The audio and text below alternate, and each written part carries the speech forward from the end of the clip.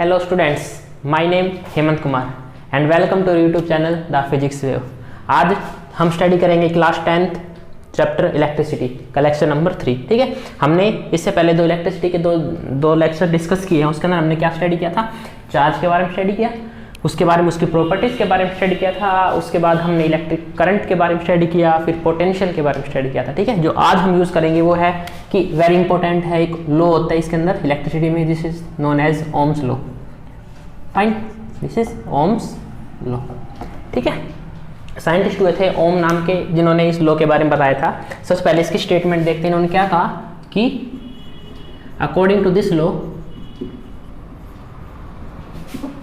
the current flowing through the wire या फिर conductor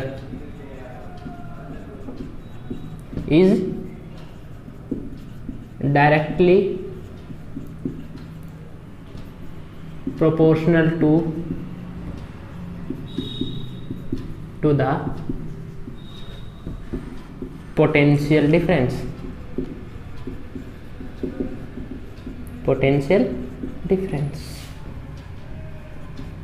between two points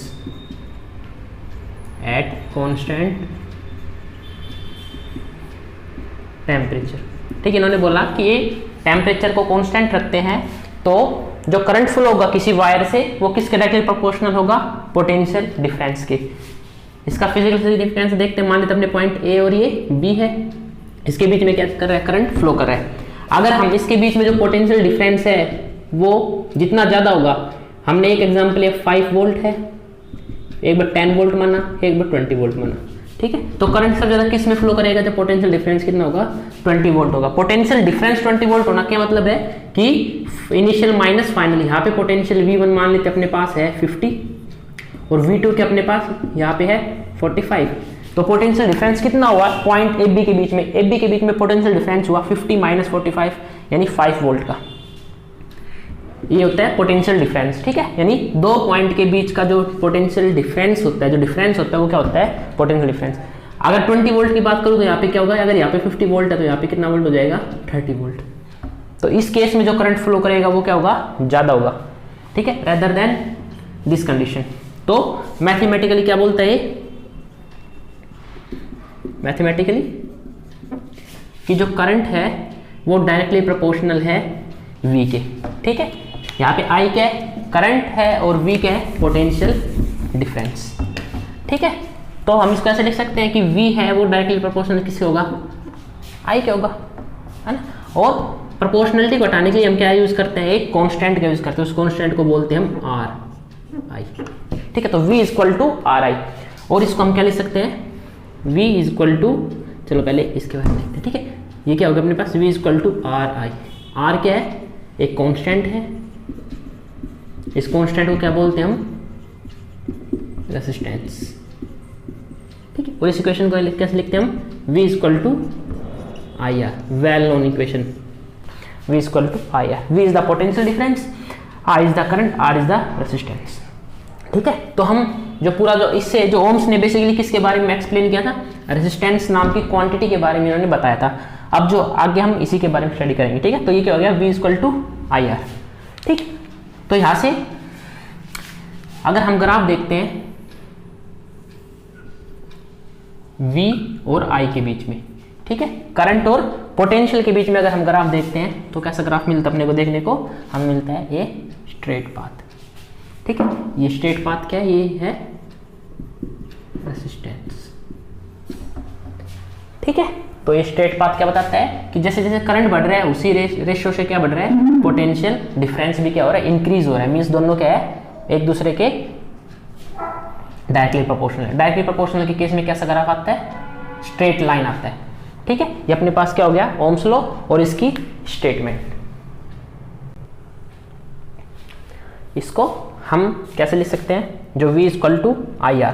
तो यहाँ से क्या पता चला? जो I है वो कैसे क्या हो गया? V अपॉन में R। मतलब कि जो करंट है वो क्या इनवर्सली प्रोपोर्शनल है किसके? रेजिस्टेंस के।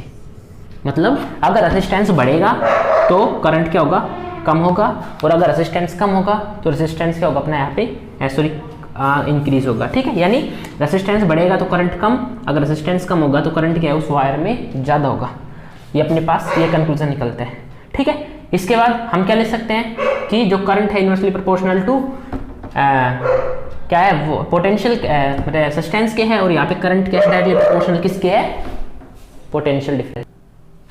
इसके बाद हम बात करते हैं रेजिस्टेंस के बारे में कि जो हमने आर था वो होता क्या है अल्टीमेट। ठीक है, तो रेजिस्टेंस क्या होता है, हमने क्या बताया कि ये रेजिस्टेंस का केस होता है करंट को कंडक्टर के अंदर कम करने के लिए और ज़्यादा करने के लिए। तो ये इसकी स्टेटमेंट क्या हो जाएगी कि it is the property of conductor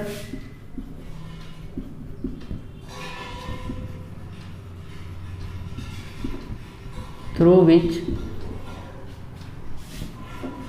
it opposes the flow of current। ठीक है, ये प्रॉपर्टी होती है कंडक्टर की through which it oppose the flow of current. ठीक है, जिसमें से करंट फ्लो जो होता है उसका क्या करता है, अपोज करता है। ये हमेशा करंट को क्या करता है, कम करता है। ठीक है, कैसे, हमें पता है ओम्स लॉ क्या बोलता है, V equal to I R. तो यहां से अपने पास क्या हुआ, R is equal to V by I. Formula क्या है रेजिस्टेंस का, V बाई आई। V क्या है पोटेंशियल डिफरेंस, I के अपने पास करंट है। ठीक है, अब इसके बाद देखते हैं कि it is represented by capital R। ठीक है, इसको रिप्रेजेंट करते हैं रिप्रेजेंटेड बाय कैपिटल R। ठीक है, और इसको सर्किट के अंदर कैसे रिप्रेजेंट करते हैं हम, ऐसे।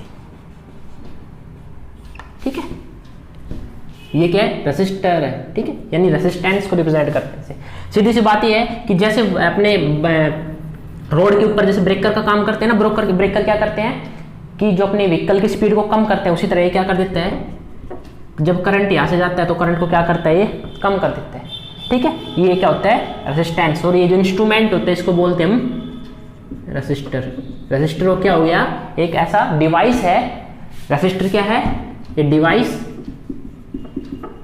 विच ओपोज द करंट। ठीक है, विच ओपोज द करंट, ये करंट को ओपोज करेगा इन द सर्किट के अंदर। ठीक है, इट ओपोज द करंट। ठीक है, ये करंट को कम कर देगा। इस प्रॉपर्टी को क्या बोलते हैं, रेसिस्टेंस। फाइन, उसके बाद इसकी यूनिट क्या होती है, यूनिट ऑफ रेसिस्टेंस इज ओम। क्या होती है, ओम। ठीक है, इसको रिप्रेजेंट किससे करते हैं हम, इससे। इसको बोलते हैं ओमेगा। इसको किससे रिप्रेजेंट करते हैं, ओमेगा से। फॉर एग्जांपल हमने माना कि वायर है, वायर का रेजिस्टेंस कितना है, R इक्वल टू 10, तो पीछे क्या लिखेंगे हम, ohm. Resistance of wire equal to 10 ohm, तो ये क्या रिप्रेजेंट है, ओम। ठीक है, ये इसकी यूनिट है रेजिस्टेंस की। उसके बाद जो रेजिस्टेंस है अपने पास हमने क्या बताया, इसको रिप्रेजेंटेशन कैसे करते हैं, इसको ओमेगा। अब देखते हैं फिजिकल सिग्निफिकेंस इसका क्या है, क्यों यूज करते हैं। देखो अपने पास एक कंडक्टर है, कंडक्टर के अंदर जैसे ही हमने पोटेंशियल को इंक्रीज किया तो जितने हमने आपको बताया थे इलेक्ट्रॉन किधर जाएंगे, पॉजिटिव की तरफ भागना स्टार्ट कर देंगे, है ना। अब जैसे ही सारे इलेक्ट्रॉन्स, फ्री इलेक्ट्रॉन है जो मेटल के अंदर, कंडक्टर के अंदर, वो किधर जाएंगे, पॉजिटिव टर्मिनल की तरफ। पॉजिटिव टर्मिनल यानी हमने यहां से क्या किया, बेसिक एक बैटरी को कनेक्ट किया। अब जैसे ही वो पॉजिटिव टर्मिनल की तरफ जाएंगे तो अब यहाँ पे एक या दो इलेक्ट्रॉन तो है नहीं, यहाँ पे इलेक्ट्रॉन कितनी टर्म में है, यहाँ पे इलेक्ट्रॉन है नियरली 10 की पावर 23 नंबर्स। ठीक है, it is very huge number. ठीक है, तो ये बहुत ज्यादा नंबर हो गए 10 की पावर 23। तो अब ये क्या करेंगे, इलेक्ट्रॉन आपस में कोलाइड करेंगे, एक दूसरे से टकराएंगे, और जो इस कंडक्टर है इसके जो एटम्स है उनसे भी क्या करेंगे, ये कोलाइड करने लग जाएंगे। अब जैसे ही कोलाइड करेंगे तो ये क्या करेंगे, इनके पहुंचने की जो यहाँ पे रफ्तार है वो थोड़ी कम हो जाएगी। आई रिपीट, जब हमने पोटेंशियल डिफरेंस बढ़ाया तो ज्यादा से ज्यादा इलेक्ट्रॉन इसकी तरफ भागेंगे और वो आपस में कोलाइड करने लगेंगे। इसके कंडक्टर के एटम्स के साथ वो कोलाइड करेंगे, उसकी वजह से क्या होगा, एक ऑब्स्टेकल होगा ऑब्स्टेकल मतलब कि इनके पाथ में एक रुकावट आएगी, उस रुकावट को ही क्या बोलते हैं हम, रेजिस्टेंस। यानी ज्यादा पोटेंशियल अप्लाई करने पे यहाँ पे हमने देखा कि इसका रेजिस्टेंस क्या हो गया, बढ़ गया। मतलब कि रेजिस्टेंस बढ़ना मतलब कि करंट क्या हो गया, इसका थोड़ा कम हो गया। ये क्या यूज होता है, ये क्या बोलते हैं हम इसको, रेजिस्टेंस के बारे में। ठीक है, ये क्या है, इसकी बेसिक प्रॉपर्टी है। ठीक है, उसके बाद जो रेजिस्टेंस है कि क्वेश्चन आता है कि डिफाइन 1 ओम। क्या आता है, डिफाइन 1 ओम। ठीक है, 1 ओम कब होगा, यानी 1 ओम कब होगा, जब पोटेंशियल क्या अपने पास 1 ओम कब होगा, जब पोटेंशियल कितना हो अपने पास 1 वोल्ट हो और करंट कितना हो अपने पास 1 एम्पियर हो, तो अपने पास क्या होगा 1 ओम। तो 1 ओम की डेफिनेशन क्या हो गई कि 1 ओम is defined as if 1 volt of potential difference provide across the two end, across its end and 1 ampere current फ्लोइड। ठीक है, यानी अगर 1 वोल्ट का पोटेंशियल डिफरेंस क्रिएट हो जाए और 1 वोल्ट उसमें से करंट फ्लो करे तो क्या होगा, वो 1 ओम होगा। ठीक है, इसके बाद अपने पास एक न्यूमेरिकल है कि जो पोटेंशियल डिफरेंस है between 2 point of a wire carrying current is 2 ampere. अपने पास क्या गिवन है, करंट गिवन है। ठीक है, आई इक्वल टू 2 एम्पियर और वोल्ट कितना है अपने पास, potential difference equal to 0.1 volt. तो हमें क्या निकालना है, रेजिस्टेंस। तो क्या होता है, V equal to I R होता है ओम्स लॉ के अकॉर्डिंग। तो R क्या हो गया अपने पास, V बाई आई। तो यहाँ से V क्या अपने पास 0.1, ये क्या अपने पास 2 है, तो यहाँ से अपने पास क्या जाएगा, ये 0.05 ओम। ठीक है, ये अपने पास क्या आ गया, रेजिस्टेंस। इस तरह से हम क्वेश्चन में क्या गिवन रहेगा, या तो अपने पास V और I देकर R कैलकुलेट कराएंगे, या फिर V और R देकर I कैलकुलेट कराएंगे, या फिर R और I से हमें क्या कैलकुलेट करना पड़ेगा, क्या करना पड़ेगा, V कैलकुलेट करना पड़ेगा। तो इस तरह से न्यूमेरिकल पूछे जा सकते हैं। ठीक है, बाकी तो इससे यही न्यूमेरिकल बनते हैं ओम्स लॉ से। उसके बाद हम बात करते हैं कंडक्टर और इंसुलेटर। तो अपने पास कंडक्टर क्या होते हैं, कंडक्टर्स क्या होते हैं कि those materials through which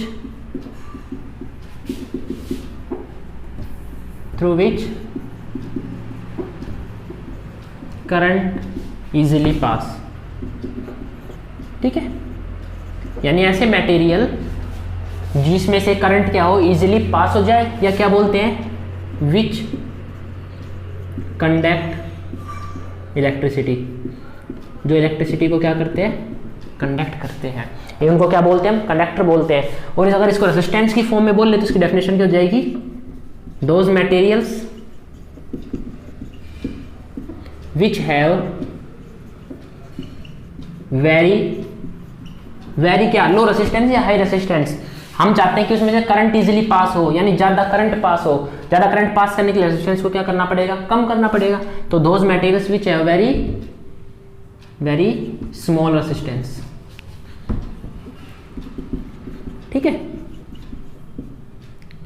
और called conductors. Example, silver. Silver के बाद क्या है, एल्यूमिनियम।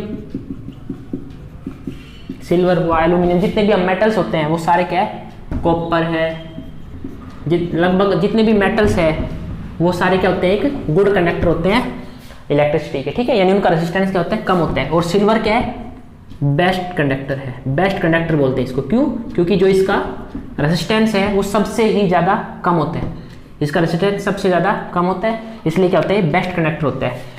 बट हमारे वायर्स, जो हमारे घर पे जो वायर्स आते हैं उनमें हम कौन सी वायर यूज़ करते हैं, मेटल, एल्यूमिनियम और कॉपर के वायर यूज़ करते हैं। क्यों, क्योंकि सिल्वर जो है वो बहुत कॉस्टली है, अगर हमने वायर सिल्वर की लगाने लगी तो चोर क्या करेंगे, फिर वायर को ही क्या कर लेंगे, चोरी कर लेंगे। सिल्वर महंगा होता है, कॉस्टली होता है, इसलिए हम किसकी यूज करते हैं वायर के अंदर, कॉपर और एल्यूमिनियम। क्यों? क्योंकि इनका रेजिस्टेंस भी क्या होता है, कम होता है। इससे कंपेयर थोड़ा ज्यादा होगा, लेकिन इनका रेजिस्टेंस भी क्या होता है, वेरी लो। ठीक है, इसलिए हम क्या यूज करते हैं वायर बनाने के लिए, एल्यूमिनियम एंड कॉपर का। ठीक, उसके बाद इंसुलेटर। इंसुलेटर क्या हो जाते हैं, इससे ऑपोजिट। इंसुलेटर क्या है कि दोज मटेरियल थ्रू विच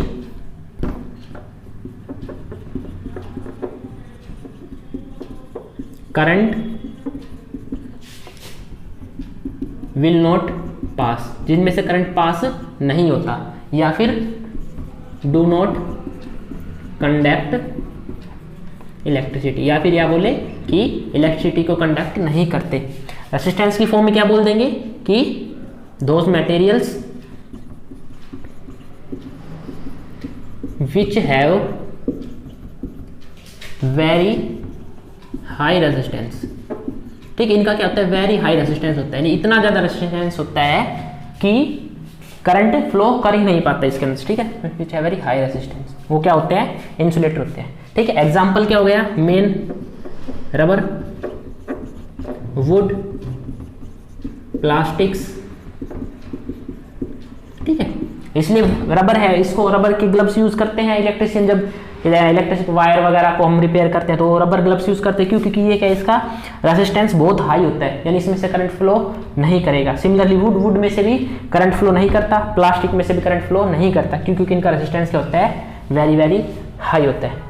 ठीक है, तो अपने पास क्या हो गए, कंडक्टर और insulators.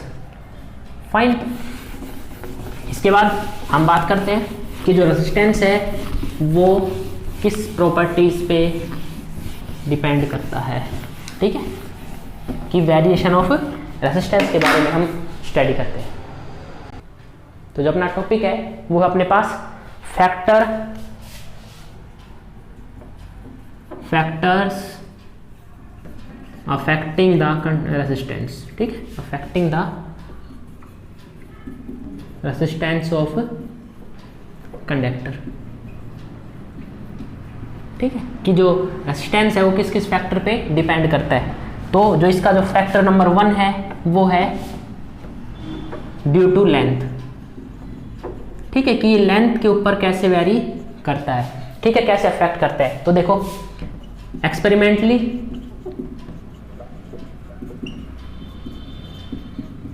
It was found that, क्या पाया गया, एक्सपेरिमेंट किया तो हमने कि जो रेजिस्टेंस है R वो क्या है, directly proportional to length of conductor. ठीक है, resistance of the wire is directly proportional to the length of the wire. यानी अगर हम बात करते हैं, एक मेरे पास वायर है 10 मीटर और एक मेरे पास वायर है 100 मीटर की। ठीक है, तो रेजिस्टेंस ज़्यादा किसका होगा, इसका रेजिस्टेंस क्या होगा, R2 माना, इसको L2 R2। ठीक है, इसको माना मैंने L1, तो इसका रेजिस्टेंस माना मैंने R1। तो जिसकी लेंथ ज़्यादा होगी उसका रेजिस्टेंस क्या होगा, ज़्यादा होगा, यानी मतलब R2 ग्रेटर देन R1। तो करंट किस में फ्लो करेगा ज़्यादा, करंट फ्लो किस में करेगा, जिसका R1 कम हो, तो करंट इजीली किस में फ्लो करेगा, I1 में। ठीक है, तो I1 ग्रेटर देन I2। समझे, यानी लेंथ पे डिपेंड करता है रेजिस्टेंस। उसके बाद नंबर 2 है इट्स क्रॉस सेक्शन एरिया। ठीक है, क्रॉस सेक्शन एरिया मतलब कि जिसके अंदर से करंट फ्लो कर रहा है। तो सिमिलरली कि एक्सपेरिमेंटली देखो सब कुछ है जो एक्सपेरिमेंट से ही हमें पता चला था। ठीक है, experimentally it was found that, अच्छा हाँ, इट वॉज फाउंड दैट जो रेजिस्टेंस है वो इनवर्सली प्रोपोर्शनल है एरिया के। ठीक है, यानी अगर मैं बात करता हूं यहां पे एक वायर है थिन वायर, एक मैंने एग्जांपल लिया थिक वायर। ठीक है, तो इसमें से करंट फ्लो किस में सबसे ज्यादा होगा, हम बात करें रेजिस्टेंस, तो इसका एरिया क्या है, कम है। इसको A1 बोला मैंने, इसको क्या बोला मैंने, A2 बोला। तो एरिया कम है तो इसका रेजिस्टेंस क्या होगा, R1, इसका रेजिस्टेंस R2। तो अगर एरिया कम है तो इसका रेजिस्टेंस क्या होगा, बहुत ज़्यादा होगा। एरिया कम है तो रेजिस्टेंस क्या होगा, इसका ज़्यादा होगा। तो R1 ग्रेटर देन R2। तो इजीली करंट किस में फ्लो करेगा, इस वाले में, यानी करंट किस में अच्छे से फ्लो करेगा, जो I2 होगा उसमें करंट क्या फ्लो करेगा, I1 से ज़्यादा। क्यों, क्योंकि जितना ज़्यादा एरिया, जितनी थिक वायर होगी, यानी क्या लिख सकते हैं हम, thick wire has low resistance and thin wire has high resistance. ठीक है, इसलिए हम देखते हैं जो हाई वोल्टेज की तार होती है, वायर्स होती है, वो क्या है, थिक होती है। उनकी वायर थिक होने का क्या मतलब होगा कि जितनी ज़्यादा थिक वायर होगी उतने रेजिस्टेंस क्या होगा, उसमें से कम होगा, और उतना ही ज़्यादा क्या करेगा, उसके अंदर से करंट फ्लो करेगा। ठीक है, नंबर 3 हम बात करते हैं, किस पे डिपेंड करता है नंबर 3? नंबर 3 करता है nature of material. Nature of material, nature of material पर कैसे डिपेंड करता है रेजिस्टेंस?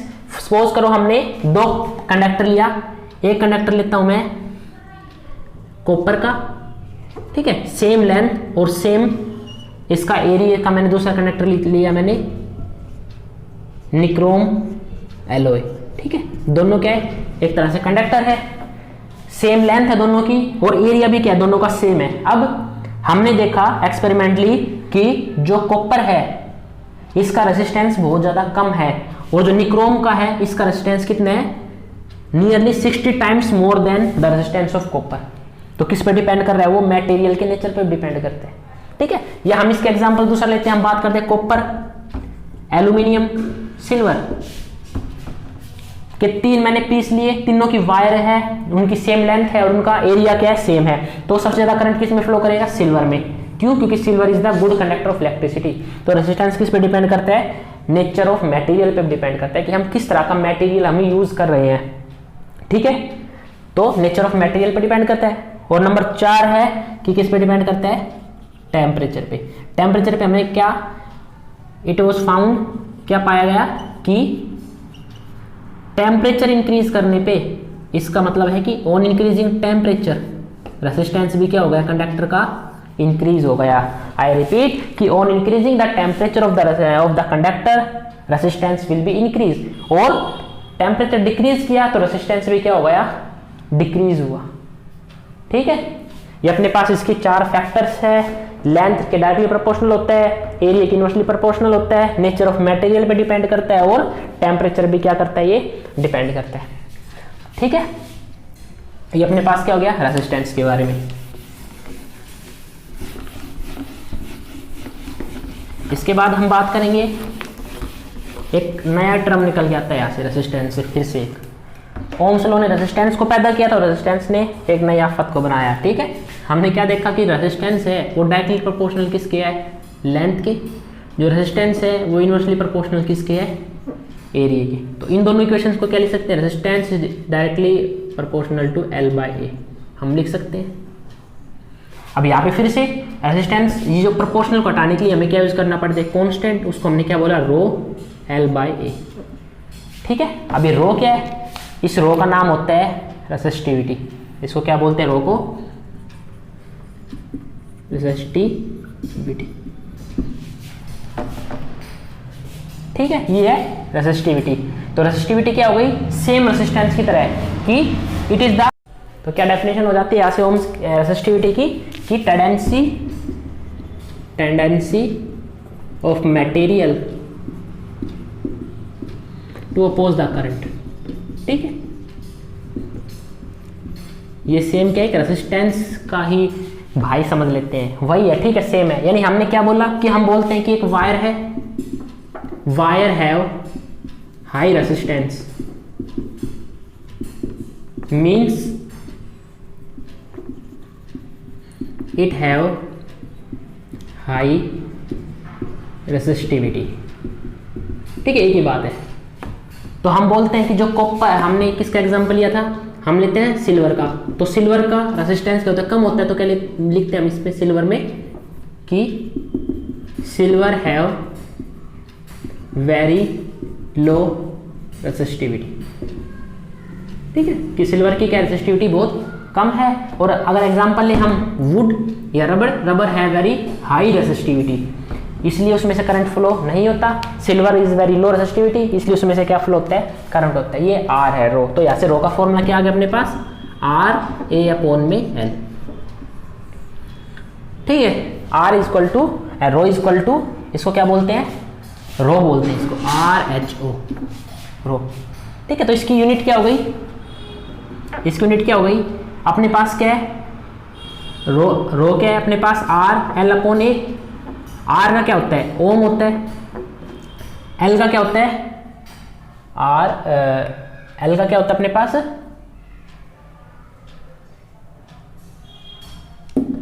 एरिया क्या होता है अपने पास, मीटर स्क्वायर होता है, और एल क्या होता है अपने पास, मीटर होता है। तो मीटर स्क्वायर से मीटर कैंसिल हो गया, तो अपने पास रेजिस्टेंस की यूनिट क्या बची, ओम मीटर। ठीक है, ये क्या हो गया, ऐसा यूनिट ऑफ ओम, या फिर दूसरा इसको क्या बोलते हैं, ओम मीटर से इसको ऐसे रिप्रेजेंट करते हैं। तो इसकी क्या हो गई, यूनिट ऑफ ओम मीटर। ठीक है, अभी जो डिपेंड किस पे करती है, it depends only on nature of material and temperature. ठीक है, तो रेसिस्टिविटी किस पे डिपेंड करती है, नेचर पे और टेम्परेचर पे डिपेंड करती है। सिमिलरली टेम्परेचर इंक्रीज करने पर रेजिस्टेंस बढ़ता है। इसका क्या मतलब हुआ कि रेसिस्टिविटी भी क्या होगी, उसकी इंक्रीज होगी। और दूसरी बात कि नेचर की वही बात है कि अगर सिल्वर की बात करें तो सिल्वर को कंपेयर करता हूं मैं कॉपर से, तो सिल्वर है हाई रेसिस्टिविटी। क्यों, क्योंकि ये करंट को इजीली फ्लो करती है। ठीक है, तो इसकी लो रेसिस्टिविटी हो गई, और एज कंपेयर में उसकी कॉपर की क्या हो गई, comparable high resistivity than silver. ठीक है, तो सिल्वर किस पे डिपेंड करती है, ये कभी ऐसा मत बोलना it is depend upon area and length, नहीं, एरिया एंड लेंथ पे कौन डिपेंड करता है, रेजिस्टेंस डिपेंड करता है, but resistivity is always depend on the nature of the material and the temperature. ठीक है, तो अपने पास रेसिस्टिविटी, यहां से हम एक चीज और लिख सकते हैं क्या, कि अगर if area of wire is 1 metre square. ठीक है, area of cross section, cross section का क्या मतलब होता है कि जितने एरिया में से करंट फ्लो कर रहे हैं। फॉर एग्जांपल हम अगर वायर लेते हैं तो ये क्या हो गया, ये एरिया। ठीक है, इसको क्या बोलते हैं, एरिया ऑफ क्रॉस सेक्शन। तो area of cross section is 1 metre square and length of wire is 1 metre.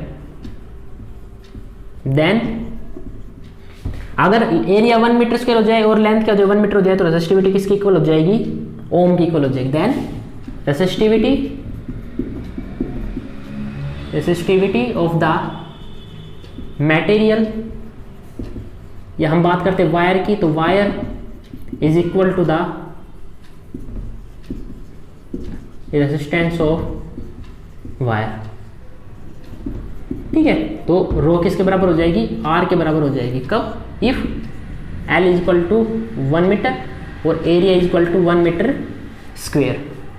ठीक है, it is also known as specific resistance. Resistivity को हम क्या बोलते हैं, स्पेसिफिक रेजिस्टेंस। ठीक है, it is all about ohm's law, resistance and resistivity.